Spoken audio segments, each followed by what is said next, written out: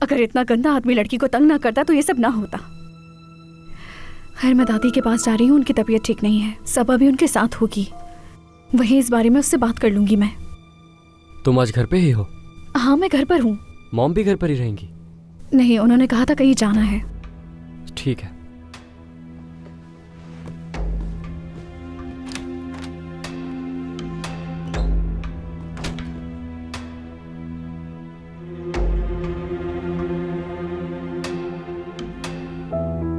तुम मुझे प्रोजेक्ट देने आई हो यहाँ? हाँ बिल्कुल। हैरान क्यों हो रही हो इतना? ऐसा कुछ सोचा नहीं था इसलिए। हाँ, लेकिन ये कोई बहुत बड़ा विला नहीं है बैरन। एक बहुत ही पुराने अपार्टमेंट का ग्राउंड फ्लोर है और उसमें गार्डन भी है। मेरी दोस्त चाहती है कि किसी बहुत अच्छे आर्किटेक्ट से उसका काम करवाए। मुझे माफ करना सोना, लेकिन फिलहाल मैं ये नहीं कर सकती हूँ। मैं अपने बाबा की आर्किटेक्चर टीम के साथ एक नए प्रोजेक्ट पर काम कर रही हूँ। इस काम के लिए वक्त की जरूरत है जो मेरे पास नहीं। दरअसल बहुत अच्छा होता अगर तुम ये करती।